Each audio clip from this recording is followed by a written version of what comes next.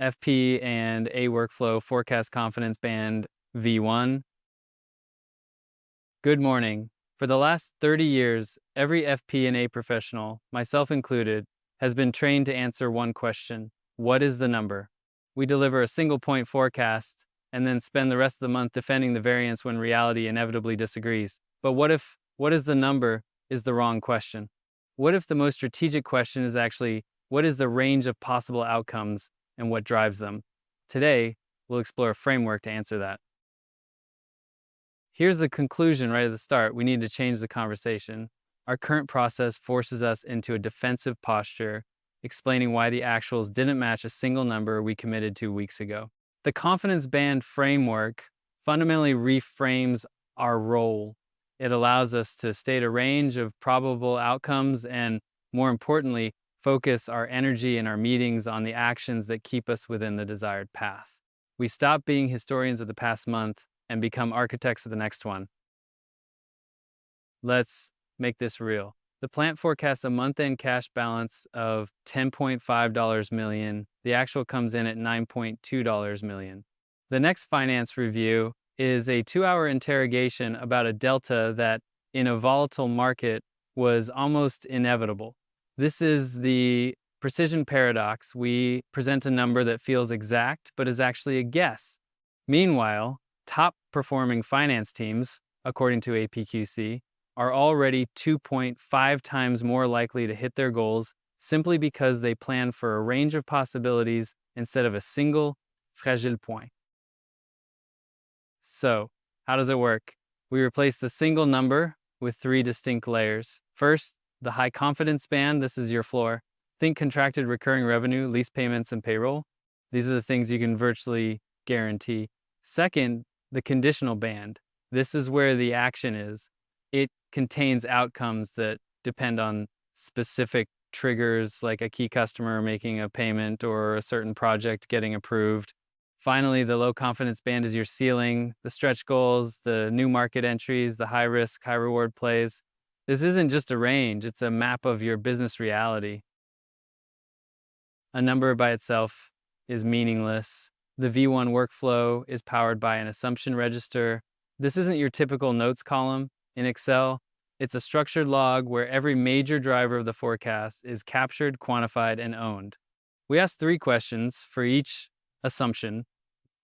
Is it recurring or an exception? How confident are we on a scale of 1 to 10? And critically, how much does the entire forecast move if this one thing changes?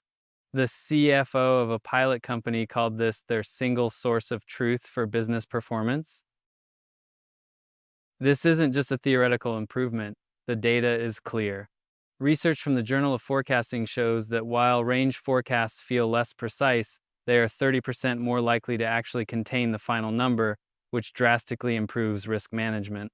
More tactically, a survey of finance teams who have made this shift reported a 40% reduction in time spent writing variance commentary. Imagine getting almost half a week back every month for every analyst on your team by eliminating reports that few people read and even fewer act on. Let's put it side by side. Traditionally, our output is a single number. Our meeting focus is why were we wrong, and accountability is vague.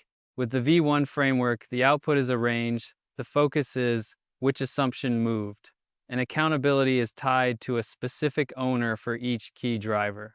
This isn't just semantics. For a mid-market company, an unexpected cash crunch, a surprise, can mean tapping into emergency credit at a cost of an extra 150 basis points. That's a real measurable penalty for false precision. Adopting this framework also governs how we use technology, especially AI. We enforce a decision-first rule. You must be able to state the business decision you're trying to make times before times you're allowed to rebuild a complex model. This alone cuts out countless hours of analysis paralysis. When it comes to AI, we address the number one fear for 82% of CFOs: data privacy. Our protocol mandates that AI tools only touch synthetic or aggregated data in a secure sandbox. The AI's job is to test assumption sensitivity, not to see our raw numbers.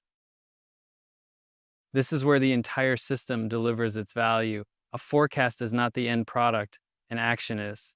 In our workflow, when a key assumption moves and pushes a forecast into a different band, it's not, and for your information, it's a trigger. It automatically creates an entry on a shared action board, assigning a single owner, a clear task, and a deadline. We stop having weekly forecast review meetings. Instead, meetings are called only when a major assumption is at risk. We replace meeting fatigue with focused, decisive intervention. So, where do you begin? Don't boil the ocean. For your next forecast cycle, pick 3-point estimates that always generate debate and convert them into high conditional and low bands. Start turning your spreadsheet's notes column into a real assumption register with owners. This is the first step. By 2027, static annual budgets will be seen as a critical business risk.